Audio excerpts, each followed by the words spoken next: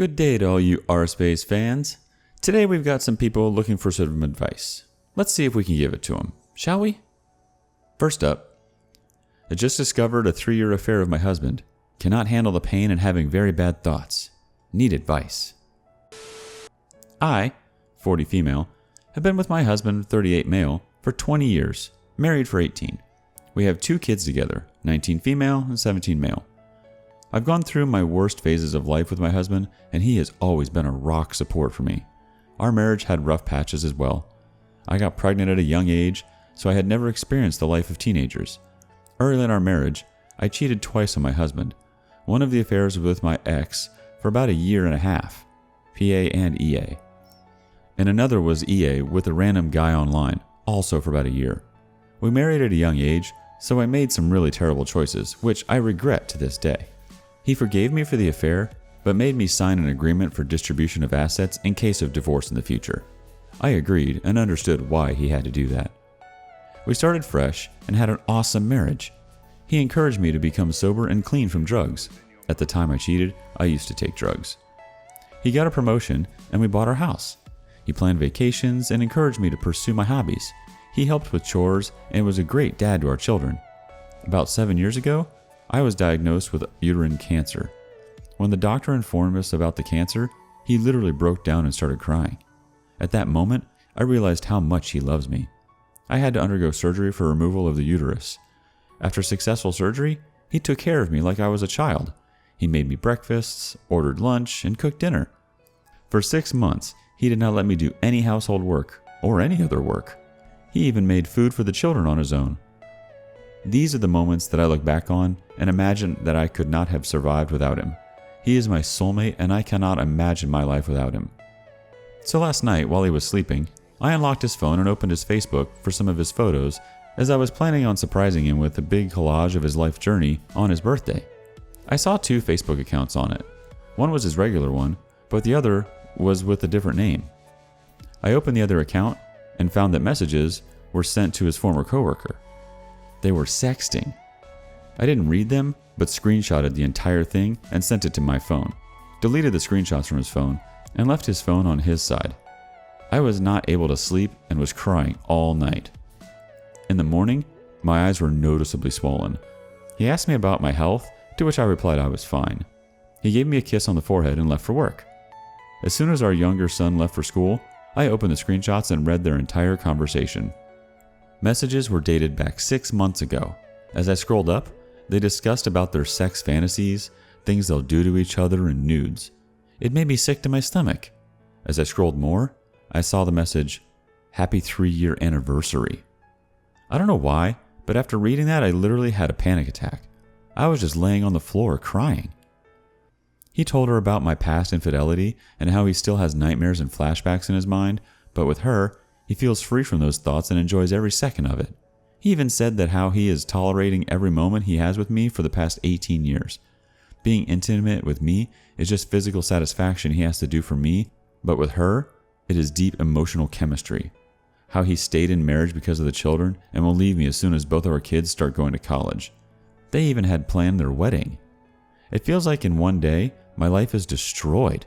I thought we were a happy family. I had everything in life, but in one day my world is shattered. I wanted to grow old with him, but now it feels lonely. It seems like my life was delusional. I can feel my body becoming lifeless, like my soul is being murdered. I thought that he would have forgotten the past mistake I made 14 years ago, but he was just bearing my mistake for so many years. I know that he is my soulmate and I cannot live without him. I don't know what to do. It's been 5 hours since I read the messages. I just want to die so that I have the privilege of dying with him as my husband rather than alone. Should I tell him how I feel and what are my thoughts?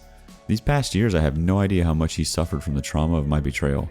I know it would be selfish of me to guilt trip him, but my soul is tied to him. If he leaves me, I would rather die than living alone with him or someone else. I'm confused and don't know what to do next. First, whatever happens, you have one priority: your kids. This is the main thing to consider. I suggest you talk to a lawyer soon, and also seek an appointment with a therapist. Don't take this alone. Step by step, your life is far from finished. I suggest you go to some friends, find an excuse to support in order to keep cool, then proceed there to think about future moves. I also suggest you need to have lots of options in hand, with a clear mind before doing anything. Sooner or later, you will need to confront your husband. But take your time first. Take care of you. Alright, next up, a story simply titled, I Caught Her Today. I caught her once at the very beginning of our relationship, but that was like less than a month official together, so we talked through expectations and moved on.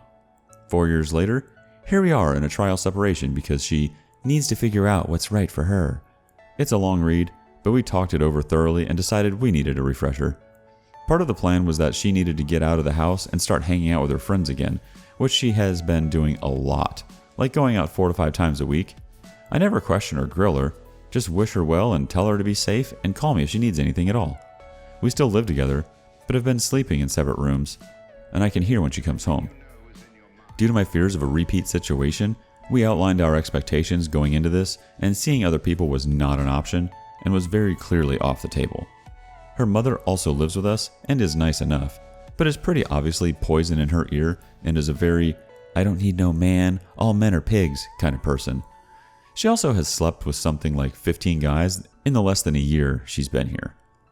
I always let the dogs out at 6 a.m. and just so happened to bump into her coming home. I was sleepy and muttered an, "Oh, hey, where'd you go?" just trying to be friendly. She came back with, Nathan stood me up, and her eyes got wide as she realized she was talking to me and not her mother. She's on Tinder again. I told her I was leaving and needed to get out of the house before I killed myself. Not being manipulative, I have a history of severe depression and was legitimately concerned I wouldn't be able to restrain myself. Her only response was, "Please don't go. I can't afford rent by myself," which absolutely broke me. In my darkest moments, face to face with the person who redefined my expectations of love, the woman I was ready to commit my life to, my reason why, I was reduced to how much I contributed financially, the same paycheck she's been using to sleep around with other guys. I don't know what to do. I'm sobbing and shaking. I haven't slept in days. I'm messing up at work.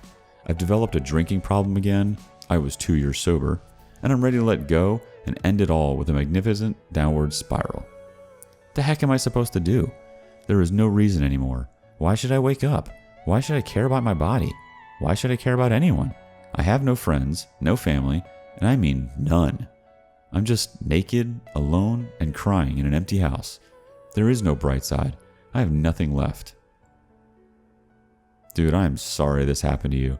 I can only imagine how hard and how terrible it feels to have someone treat you so horribly. I'm here to remind you that she is the one who is a very crappy person. She's the one who actually has nothing. It's not you. You have a heart. You gave her and her mother, which was way too kind, a place to stay. You have so much to live for, and so many women would match the qualities that you provide. This isn't the end of your life. It's now a beginning for you to get someone you deserve. This is a fresh start. Her actions have nothing to do with your worth. She is the liar and the unstable one. You have no issues whatsoever. Please remember who you are, and good luck. And last but not least, a quick one titled, It Feels Like We're Just Going in Circles. On February 27th, 2020, I was cheated on by my ex, I guess you would say, girlfriend. The only issue is that she admitted it to me right away that same night, but I don't know what happened. One of my classmates sent me a pic while I was on the way back from work of her sitting on another man's lap, and he told me she was really drunk and dancing on him. He then said they went upstairs together, but shortly after, he may have seen her leaving. This is her story as well. She says he was wearing the same brand of underwear as I usually do, and she realized what she was giving up, so she left.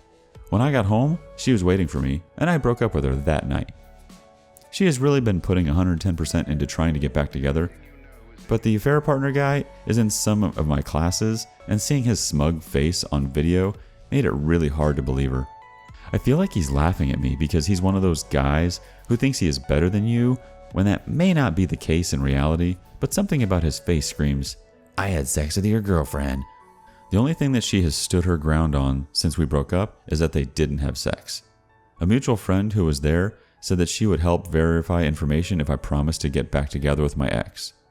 I just think that no matter what, there will always be that doubt in my mind, and when I doubt her, I feel furious that she may have not only cheated on me, but lied to me consistently since then. Does it get better over time, or are we screwed? She was a great partner and friend, and I wish we could go back to what we were before this whole issue, but with this uncertainty, that will never happen. Edit. She just got back to me about a polygraph. She's willing to take one, and she will be able to finance it herself. I will go through with this for closure and because I don't have anything to lose. I don't know how these things work, especially with COVID, but we shall see, I guess.